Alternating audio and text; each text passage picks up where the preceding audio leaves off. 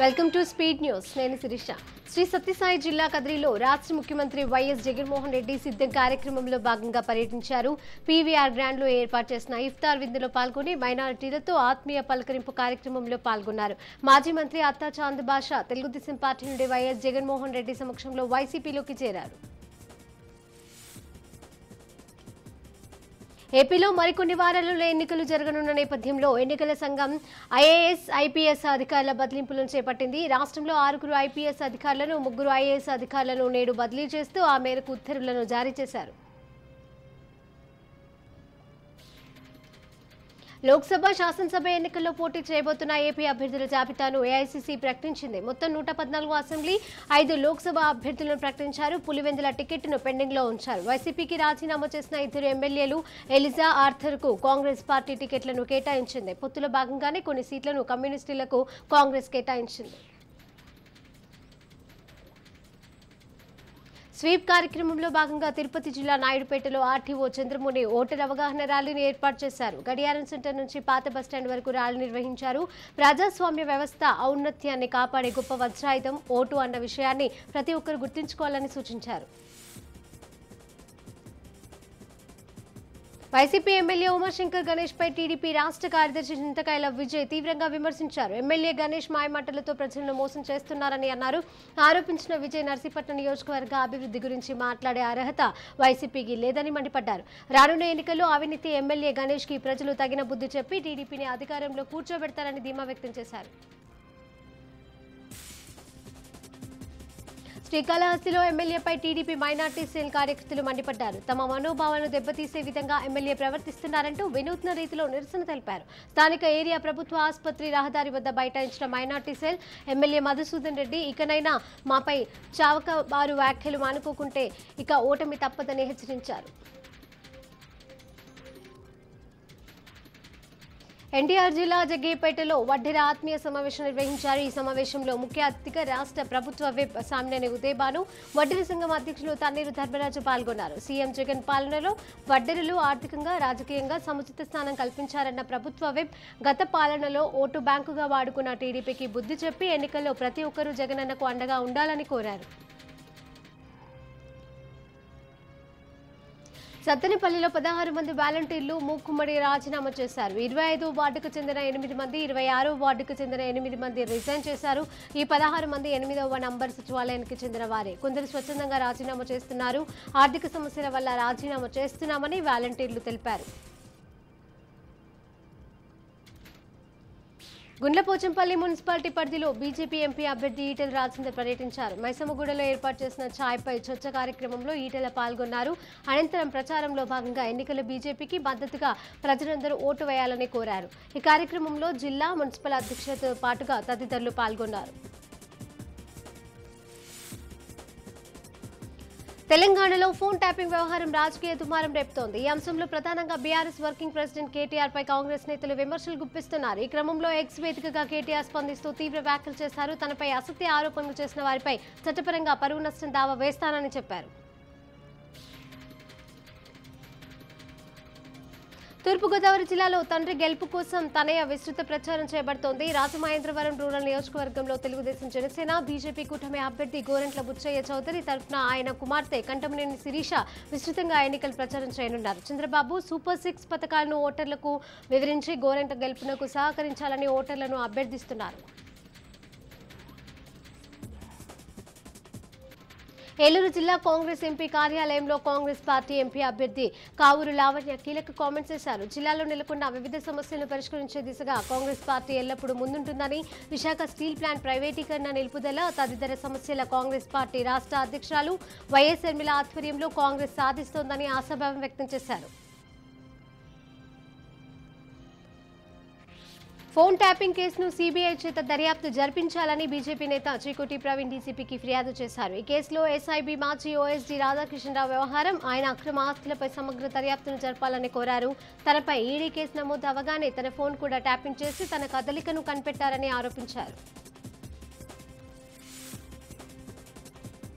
ఎన్నికల్లో ఇచ్చిన హామీలు నెరవేర్చడంలో బీజేపీ బీఆర్ఎస్ ప్రభుత్వాలు విఫలమయ్యాయని అన్నారు నిజామాబాద్ కాంగ్రెస్ ఎంపీ అభ్యర్థి జీవన్ రెడ్డి.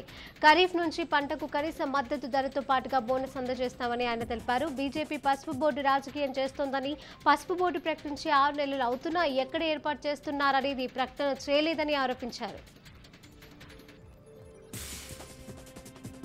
పార్లమెంట్ ఎన్నికల దృష్ట్యా భద్రాద్రి, కొత్తగూడెం జిల్లాలో శిక్షణ తరగతులను ఏర్పాటు చేశారు. కలెక్టర్ ప్రియాంక పర్యవేక్షణలో శిక్షణ తరగతులను నిర్వహించారు. దాంట్లో భాగంగానే పాల్వంచలోని ప్రభుత్వ డిగ్రీ కళాశాలలో ఏర్పాటు చేసిన శిక్షణ కార్యక్రమాలను ఆమె పరిశీలించారు. భద్రాచల నియోజకవర్గానికి సంబంధించి 260 మంది ఎన్నికల సిబ్బందికి శిక్షణ ఇస్తున్నట్లుగా తెలిపారు. పార్లమెంట్ ఎన్నికల్లో రాష్ట్రంలో, కేంద్రంలో కాంగ్రెస్ విజయం సాధిస్తోందని రేవూరి ప్రకాష్ రెడ్డి అన్నారు. గత ప్రభుత్వం చేసిన 7 లక్షల కోట్ల అప్పు ప్రజలపై పడుతోందని మండిపడ్డారు. గత ప్రభుత్వం ఎన్ని అప్పులు చేసినా కాంగ్రెస్ ఇచ్చిన హామీలు నెరవేరుస్తుందని ధీమా వ్యక్తం చేశారు. కాగా కాంగ్రెస్ మేనిఫెస్టో విడుదల చేసేందుకు రాహుల్ గాంధీ తుక్కుగూడ సభకు వస్తారని మంత్రి కొండా సురేఖ స్పష్టం చేశారు. తాండూరు ప్రాంతంలో ఉన్న రోడ్ల వ్యవస్థ అధ్వానంగా ఉందని బీజేపీ పార్టీ చేవెళ్ల అభ్యర్థి మాజీ ఎంపీ కొండా విశ్వేశ్వరరెడ్డి అన్నారు. ప్రజా ఆశీర్వాద యాత్రలో భాగంగా వికారాబాద్ జిల్లా తాండూరు మండలంలోని పలు గ్రామాలలో ఆయన పర్యటించారు. గ్రామంలో నెలకొన్న పరిస్థితులను గ్రామ ప్రజలతో అడిగి తెలుసుకున్నారు. రానున్న పార్లమెంట్ ఎన్నికల్లో కమలం పువ్వు గుర్తుకు ఓటేసి గెలిపించాలని కోరారు. తెలంగాణ రాష్ట్రంలో కాంగ్రెస్ పార్టీ మాలాలకి కొమ్ము కాస్తోందని మందకృష్ణ మాదిగ అన్నారు. ఇక తెలంగాణలో 80 లక్షల మంది మాదిగలు ఉండగా రాష్ట్రంలో ఒక్కరు కూడా ఎస్సీ రిజర్వేషన్లలో ఒక్క సీటు కూడా కేటాయించలేదని మండిపడ్డారు. డిప్యూటీ సీఎం మాలా అని మాదిగలను దూరం పెట్టడమే కాంగ్రెస్ కుట్రపూరిత చర్య అని ఫైర్ అయ్యారు. దళితులకు, మీడియా ప్రతినిధులకు క్షమాపణ చెప్పిన తర్వాతనే ఈటెల రాజేందర్ మల్కాజ్గిరి పార్లమెంట్ పరిధిలో తిరగాలని కాంగ్రెస్ తెలంగాణ రాష్ట్ర SC cell convener HR Mohan demand చేశారు. ఉప్పల్ ప్రెస్ క్లబ్లో దళితులపైన, మీడియా ప్రతినిధులపైన దాడి ఖండిస్తూ హబ్సిగూడలో కాంగ్రెస్ నాయకులు మీడియా సమావేశాన్ని ఏర్పాటు చేశారు. కాంగ్రెస్ ప్రభుత్వంపై బీజేపీ జాతీయ ప్రధాన కార్యదర్శి కరీంనగర్ ఎంపీ బండి సంజయ్ తీవ్ర విమర్శలు చేశారు. కరీంనగర్లోని ఆయన ఎంపీ ఆఫీసులో రైతు దీక్షకు దిగారు. అసెంబ్లీ ఎన్నికల గెలిపే లక్ష్యంగా అమలుకు సాధ్యం కాని అనేక హామీలను కాంగ్రెస్ ప్రభుత్వం గుప్పించిందని ఇక విమర్శించారు. అధికారంలోకి వచ్చాక అమలు చేయకుండా కాలయాపన చేస్తుందని అన్నారు బండి. బీఆర్ఎస్ ప్రభుత్వంలో 4th క్లాస్ ఉద్యోగుల వ్యవస్థను నిర్వీర్యం చేసే కుట్ర జరుగుతోందని టీఎన్జీఓఎస్ కేంద్ర సంఘం రాష్ట్ర అధ్యక్షుడు మారం జగదీష్ అన్నారు. అందులో భాగంగానే కింది స్థాయి ఉద్యోగులకు కాంట్రాక్ట్ అవుట్సోర్సింగ్ పద్ధతిలో నియమించారని ఆయన తెలిపారు. 4th క్లాస్ ఉద్యోగుల వ్యవస్థను కాంగ్రెస్ ప్రభుత్వం పునరుద్ధరించాలని విజ్ఞప్తి చేశారు. తెలంగాణ, ఆంధ్రప్రదేశ్ రాష్ట్రాలకు సరిహద్దుగా ఉన్న బూర్గంపాడులో ఏర్పాటు చేసిన అంతరాష్ట్ర చెక్పోస్ట్ విందులకు అడ్డాగా మారింది. పగలు చెక్కింగ్లు చేస్తున్నట్లు కనిపించిన రాత్రి అయితే మాత్రం ఇక్కడ మందు పార్టీలు జరుగుతూ ఉంటాయి. ఈ క్రమంలోనే బూర్గంపాడు అంతరాష్ట్ర చెక్పోస్టులో విధులు నిర్వహిస్తూ మట్టి మాఫియాకు చెందిన కొందరు వ్యక్తులు దొరికిపోయారు. 4 కోట్ల మంది ప్రజల నుంచి ఇక 4 మంచి కుటుంబ సభ్యులు బాగుపడ్డారని ఇక మంత్రి కోమటిరెడ్డి వెంకటరెడ్డి వ్యాఖ్యానించారు. కాగా సికింద్రాబాద్ పార్లమెంట్ కోసం కాంగ్రెస్ అన్నాక సమావేశం నిర్వహించారు. మంత్రి కోమటిరెడ్డి వెంకటరెడ్డి ఇంట్లో ఏర్పాటైన సమావేశానికి ఖైరతాబాద్ ఎమ్మెల్యే దానం నాగేందర్, అజారుద్దీన్తో పాటు పలువురు నేతలు హాజరయ్యారు. కేసీఆర్ అన్న కుమారుడు కల్వకుంట్ల కన్నారావును ఆదిపట్ల పోలీసులు అరెస్టు చేశారు. మన్నెగూడలో అక్రమంగా 2 ఎకరాల భూమిని కబ్జా చేసేందుకు కన్నారావు మరికొందరు యత్నించినట్లుగా ఆరోపణలు వెలువెత్తాయి. దీంతో బాధితుడు బండో శ్రీనివాస్ ఫిర్యాదు మేరకే నిందితుడు కన్నారావుతో పాటుగా 38 మందిపై పోలీసులు కేసులు నమోదు చేశారు. కేసీఆర్ అన్న కొడుకు కల్వకుంట్ల కన్నారావును పోలీసులు అరెస్టు చేశారు. కన్నారావును ఆదిపట్ల పోలీసులు అరెస్టు చేశారు. మరి కాసేపట్లో రిమాండ్కు పంపనున్నారు. హైకోర్టులో కన్నారావు బెయిల్ రిజెక్ట్ అయింది. భూమి కబ్జా కేసులో కన్నారావుతో పాటుగా 38పై కేసులు నమోదయ్యాయి. కన్నారావు కోసం పోలీసులు లుకౌట్ నోటీసులు జారీ చేశారు. పోలీసులు సిద్దిపేట జిల్లా హుస్నాబాద్ పట్టణంలో మంత్రి పొన్నం ప్రభాకర్ ఉదయపు నడక నిర్వహించారు. పట్టణంలోని ప్రధాన వీధుల్లో పార్టీ శ్రేణులు, యువకులతో కలిసి ఉదయపు నడకలో పాల్గొన్న మంత్రి పాఠశాలలో ప్రజలను ఆత్మీయంగా పలకరించి మాట్లాడారు. పాఠశాలలకు వెళ్తున్న విద్యార్థులతో సైతం మంత్రి ముచ్చటించారు. సచివాలయాలకి బీఆర్ఎస్ ఎమ్మెల్యేలు వెళ్లారు. ఇక రైతులు పండించిన వరి పంటకు బోనస్ 500గా ఇవ్వాలని ప్రభుత్వాన్ని కోరారు ఎమ్మెల్యేలు. ఈ సందర్భంగా వారు ప్రభుత్వ కార్యదర్శి సమావేశమై ఎండిన పంటలకు నష్టపరిహారం ఇవ్వాలని వినతి పత్రాన్ని ఇచ్చారు ఎమ్మెల్యేలు. బీఆర్ఎస్ ఎమ్మెల్యే తెల్ల వెంకట్రావు కాంగ్రెస్ పార్టీలో చేరినట్లేనని గుసగుసలు వినిపిస్తున్నాయి. ఇల్లందు కాంగ్రెస్ పార్టీ నిర్వహించిన పార్లమెంట్ సన్నాహక సమావేశంలో తెల్లం వెంకట్రావు పాల్గొన్నారు. బీఆర్ఎస్ నుండి భద్రాద్రి జిల్లాలో తెల్లం వెంకట్రావు గెలిచారు. ఆయన కాంగ్రెస్ మీటింగ్ లో పాల్గొనడంతో దాదాపుగా కాంగ్రెస్ లో చేరినట్టేనని బీఆర్ఎస్ కార్యకర్తలు చర్చించుకుంటున్నారు.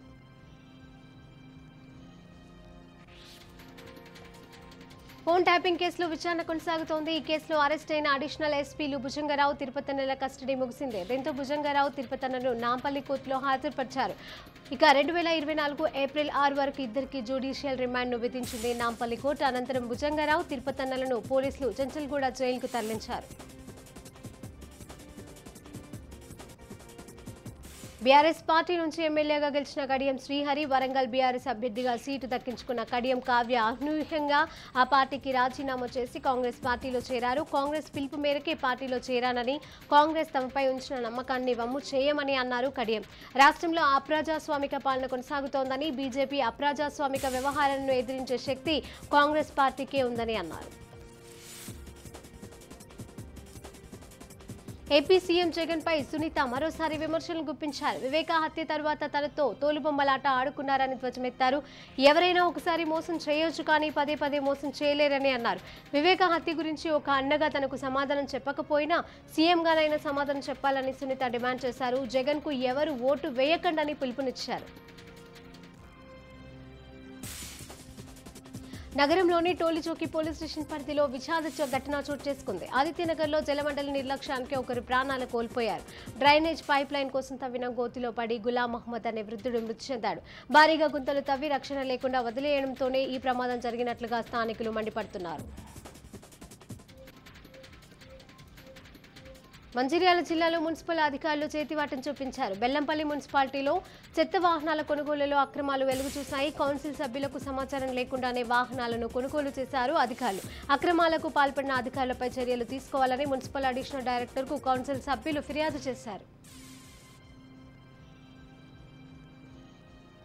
నాగర్ కర్నూలు జిల్లాలో భారత ఎన్నికల సంఘం ఆదేశాల మేరకు ఓటర్ అవగాహన కార్యక్రమాన్ని నిర్వహించారు. ఈ కార్యక్రమంలో పాల్గొన్న జిల్లా SP Vaibhav Raghunath, collector P Uday Kumar ప్రభుత్వ పాఠశాల క్రీడా మైదానం నుంచి స్థానిక ట్యాంక్ బండ్ వరకే 5K రన్ను జెండా ఊపి ప్రారంభించారు. ప్రజాస్వామ్య వ్యవస్థలో అందరూ ఓటు హక్కును కలిగి ఉండాలని సూచించారు. ఏలూరులో గరానా మోసం గుట్టును రట్టయింది. డాక్టర్ ముసుగులో స్నేహితులుగా నమ్మించి మత్ ఇంజెక్షన్ ఇచ్చి ప్రాణాలు తీస్తున్న డాక్టర్ను అరెస్టు చేశారు. ఫిలిప్పీన్స్ లో ఎంబీబీఎస్ కోర్సు చేస్తున్నప్పటి నుంచి కోవూరు భానుసుందర్ అనే వ్యక్తి ఆన్లైన్లో బెట్టింగ్స్ వ్యసనాలకు బానిసగా మారాడు. కాగా కేసు నమోదు చేసుకున్న పోలీసులు పడమర లాక్ల వద్ద నిందితుడిని పట్టుకుని రిమాండ్కి తరలించారు. రంగారెడ్డి జిల్లా చేవెళ్లలో ఘోర రోడ్డు ప్రమాదం జరిగింది. అతివేగంగా వెళ్తున్న లారీ బలంగా ఓ బైక్ ని ఢీకొట్టడంతో ఇద్దరు వ్యక్తులు తీవ్రంగా గాయపడ్డారు. రంగారెడ్డి జిల్లా షాబాద్ ఎర్రోనిగూడ సమీపంలో ఈ ఘటన చోటు చేసుకుంది. స్థానికుల సహాయంతో క్షతగాత్రులను అంబులెన్స్ ద్వారా ఉస్మానియా ఆసుపత్రికి తరలించారు. రాజన్న సిరిసిల్ల జిల్లాలో కల్తీ కల్లు సేవించే 4 అస్వస్థతకు గురయ్యారు. వేములవాడ మండలం నూకలమరి గ్రామానికి చెందిన 6 ఉదయం గ్రామ శివార్లలో కల్లు తాగాక వాంతులు చేసుకున్నారు. వీరిలో 2 పరిస్థితి విషమంగా ఉంది. వెంటనే వారిని వేములవాడలోని ఓ ప్రైవేటు ఆసుపత్రికి తరలించి చికిత్సను అందజేస్తున్నారు. ఘటనపై వేములవాడ ఎక్సైజ్ పోలీసులు విచారిస్తున్నారు. మేడ్చల్ జిల్లా జవహర్ నగర్ పరిధిలో గ్యాస్ సిలిండర్ పేలింది. ప్రమాదంలో అక్కడే ఉన్న చిన్నారికి తీవ్ర గాయాలయ్యాయి. బాలుని గాంధీ ఆసుపత్రికి తరలించి చికిత్సను అందజేస్తున్నారు. ఛత్తీస్గఢ్ రాష్ట్రం బీజాపూర్ జిల్లాలో నక్సలైట్లు పోలీసులకు మధ్య ఎదురుకాల్పులు జరిగాయి. ఎదురుకాల్పుల్లో 8 మంది నక్సలైట్లు మృతి చెందారు. సంఘటనా స్థలం నుండి మృతదేహాలతో పాటుగా AK-47 వంటి ఆటోమేటిక్ ఆయుధాలను పోలీసులు స్వాధీనం చేసుకున్నారు. ఖర్చోలి, లేంట్రా అడవులలో ఈ కాల్పులు జరిగాయి.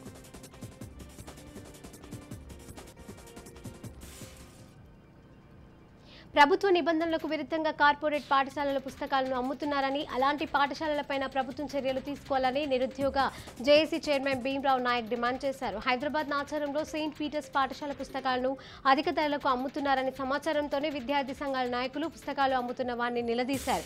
2023-24 విద్యా సంవత్సరం పూర్తి కాకుండానే వచ్చే విద్యా సంవత్సరం పుస్తకాలను అమ్మి సొమ్ము చేసుకుంటున్నారు.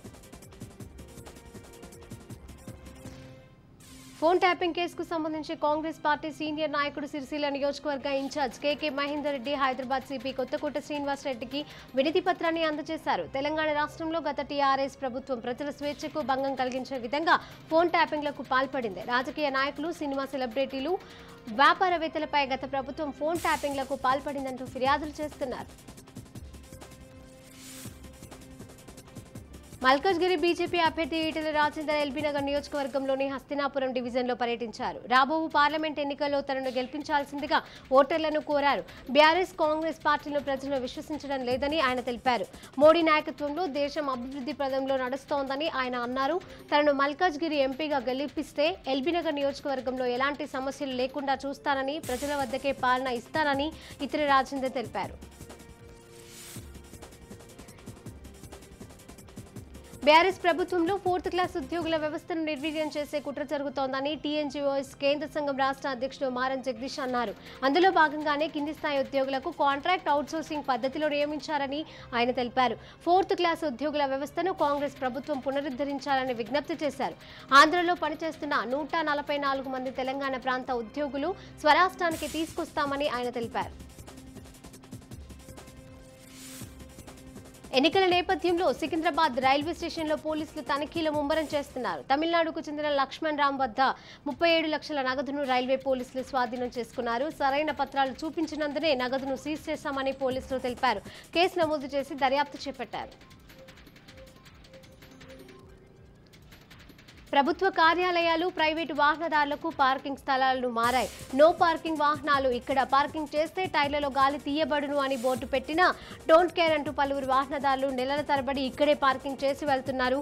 గతంలోనూ ట్రాఫిక్ పోలీసులు చలాన్లు వేసినా ఫలితం లేదు. దీంతో ఆ కార్యాలయ సిబ్బంది ఓపిక నశించి ఆ వాహనాలను రోడ్డుపైకి లాగిపడేశారు.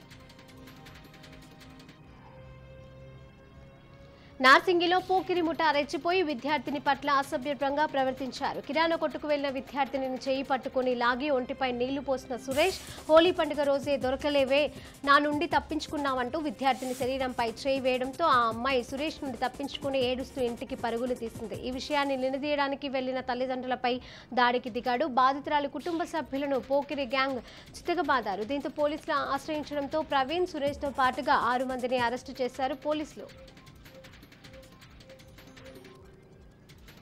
నిబంధనలకు విరుద్ధంగా ద్విచక్ర వాహనాలకు డబుల్ సెల్ లైసెన్స్ ను బిగించుకొని శబ్ద కాలుష్యాన్ని, వాయు కాలుష్యాన్ని సృష్టిస్తున్న వారిపైన నార్త్ జోన్ ట్రాఫిక్ పోలీసులు కొరడా చూపించారు. కేవలం 1 నెలలో 1000 సైలెన్సర్లను సీజ్ చేసినట్లుగా north zone traffic DCP Subbarayudu తెలిపారు. ఇప్పటి వరకు నార్త్ జోన్ పరిధిలో 10 పోలీస్ స్టేషన్లలో దాదాపుగా 1500కు పైగా సైలెన్సర్లను రోడ్డు రోలర్తో తొక్కించారు పోలీసులు. బేగంపేట పోలీస్ స్టేషన్ పరిధిలో వ్యభిచార ముఠా గుట్టు రట్టయింది. ఆలస్యంగా వెలుగులోకి వచ్చిన ఈ ఘటనలో విస్తుపోయే విషయాలు వెలుగులోకి వచ్చాయి. గతంలో హైదరాబాద్ మేయర్ గద్వాల్ విజయలక్ష్మి దగ్గర వ్యక్తిగత సహాయకుడిగా పనిచేసిన తోట రాజేష్ అనే వ్యక్తి ఈ వ్యభిచార ముఠాతో పోలీసులకు పట్టుపడ్డాడు. బేగంపేట హెచ్ఎస్సీ అపార్ట్మెంట్లో వ్యభిచారం నిర్వహిస్తున్నారన్న సమాచారంతోనే టాస్క్ ఫోర్స్ పోలీసులు వాళ్ళని పట్టుకున్నట్లుగా తెలిపారు. 5 మందితో నిర్వాహకులు, 2 విటులను, 1 అమ్మాయిని టాస్క్ ఫోర్స్ పోలీసులు అరెస్టు చేసి బేగంపేట పోలీసులకు అప్పగించారు.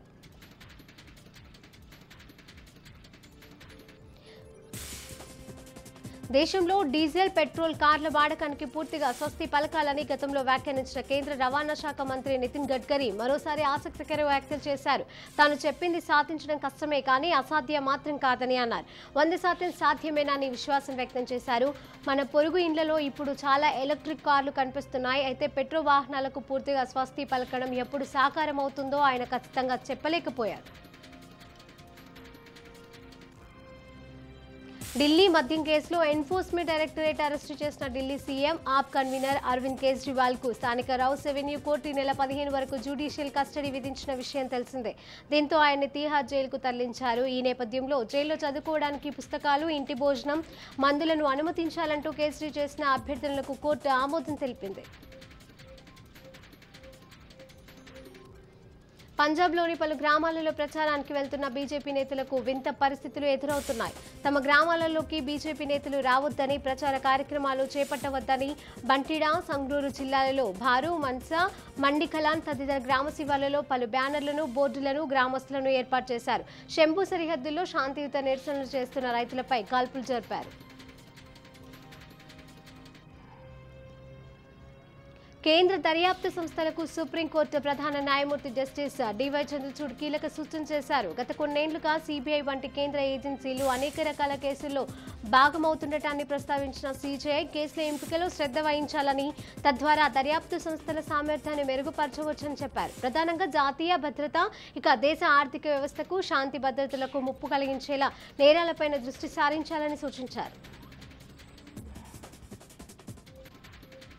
కాంగ్రెస్ అగ్రనేత రాహుల్ గాంధీపై ఎన్నికల కమిషన్ కు బీజేపీ ఫిర్యాదు చేసింది. లోక్సభ ఎన్నికల్లో అధికార పార్టీ మ్యాచ్ ఫిక్సింగ్ లో పాల్పడిందని, ఎన్నికలను బీజేపీ రిగ్గింగ్ చేస్తోందని రాహుల్ ఢిల్లీలో జరిగిన ఇండియా కూటమి ర్యాలీలో ఆరోపణలు చేశారు. ఈ వ్యాఖ్యలపైన కేంద్ర మంత్రి హర్దీప్ సింగ్ పూరి నేతృత్వంలోని బీజేపీ ప్రతినిధుల బృందం ఎన్నికల కమిషన్ కు ఫిర్యాదు చేసింది. రాహుల్ గాంధీపై కఠిన చర్యలు తీసుకోవాలని కోరింది. కాశీ జ్ఞానవాపి మసీదు కేసులో కీలక పరిణామం చోటు చేసుకుంది. వారణాసిలోని జ్ఞానవాపి మసీదు వివాదంపై సుప్రీంకోర్టు సోమవారం కీలక తీర్పునిచ్చింది. మసీదులోని సెల్లార్లో హిందువుల పూజలు చేసుకోవచ్చన్న అలహాబాద్ హైకోర్టు తీర్పుపై స్టే విధించడానికి సుప్రీంకోర్టు నిరాకరించింది. భారత ప్రధాన న్యాయమూర్తి సీజేఐ డివై చంద్రచూడ్తో కూడిన ధర్మాసనం న్యాయమూర్తులు జేబీ పార్థివాలా, మనోజ్ మిశ్రాలతో కూడిన ధర్మాసనం 2 వర్గాల వారు మతపరమైన ప్రార్థనలు చేసుకునేందుకు వీలుగా జ్ఞానవాపి ప్రాంగణంలో యథాతథ స్థితిని కొనసాగించాలని అత్యున్నత న్యాయస్థానం ఉత్తర్వుల్లో పేర్కొంది. జీఎస్టీ వసూళ్లు ప్రతి నెల భారీగా వసూలు అవుతున్నాయి. ఇక మార్చి నెలకు గాను 1.78 లక్షల కోట్ల జీఎస్టీ వసూలైనట్లుగా ఆర్థిక మంత్రిత్వ శాఖ వెల్లడించింది. క్రితం ఏడాది ఇదే నెలలో వసూలైన దాంతో పోలిస్తే ఇది 11.5% అధికం. అలాగే జీఎస్టీ అమలులోకి వచ్చిన తర్వాతే రెండో అతిపెద్ద వసూల్లో కూడా ఇదే కావడం విశేషం. గరిష్టంగా ఏప్రిల్ 2023లో 1.87 లక్షల కోట్లు వసూలయ్యాయి. ఇదే ఏడాది ఫిబ్రవరిలో వసూలైన 1.68 లక్షల కోట్ల కంటే ఈసారి అధికంగానే జీఎస్టీ ఖజానాకు చేరింది. ఛత్తీస్గఢ్లోని బీజాపూర్ జిల్లాలో మావోయిస్టులకు భారీ ఎదురుదెబ్బ తగిలింది. బీజాపూర్ జిల్లా కోర్చెల్లి అటవీ ప్రాంతంలో మావోయిస్టులు, పోలీసులకు మధ్య ఎదురుకాల్పులు జరిగాయి. ఈ ఎన్కౌంటర్లో 4 మావోయిస్టులు మృతి చెందారు, పలువురు గాయపడినట్లుగా తెలుస్తోంది. ఘటనా స్థలంలో లభించిన మందు పాత్రల్లో ఆయుధాలు, మందుగుండు సామాగ్రిని స్వాధీనం చేసుకున్నారని తెలిపారు. దక్షిణ తమిళనాడు రాష్ట్రాన్ని భారీ వర్షాలు ముంచెత్తాయి. తూతుక్కుడి, తిరునెల్వేలి, కన్యాకుమారి జిల్లాలలో తాజాగా కుండపోతగా వర్షాలు కురిశాయి. ఎడతెరిపి లేకుండా వర్షాలు కురుస్తుండటంతో అధికారులు అప్రమత్తమయ్యారు. 3 జిల్లాలకు ఎల్లో అలర్ట్ జారీ చేసింది ప్రభుత్వం. భారీ వర్షాలకు తూతుక్కుడి జిల్లా పూర్తిగా నీట మునిగింది. మోకాళ్ల లోతు నీటిలో వాహనాలు ఎక్కడికక్కడే నిలిచిపోయి వాహనదారులు ఇబ్బందులు ఎదుర్కొన్నారు. ఈ ఏడాది వేసవిలో ఎండలు మండిపోతున్నాయని భారత వాతావరణ విభాగం హెచ్చరిస్తోంది. సార్వత్రిక ఎన్నికల వేడికి బానుడి సెగలు కూడా తోడటంతో ఇక జనం ఉక్కిరిబిక్కిరి కాక తప్పదు. ఏప్రిల్ నుంచి జూన్ మధ్యలో తీవ్ర ఉష్ణోగ్రతలు నమోదవుతున్నాయని ఐఎండీ తెలిపింది. ఏప్రిల్ నెలలో సాధారణం కంటే అధిక ఉష్ణోగ్రతలు నమోదయ్యే అవకాశం ఉన్నదని పేర్కొన్నది. ఐఎండీ హెచ్చరికల నేపథ్యంలో ముందస్తు జాగ్రత్తలు తీసుకోవాలని కేంద్ర మంత్రి కిరణ్ రిజిజు కోరారు.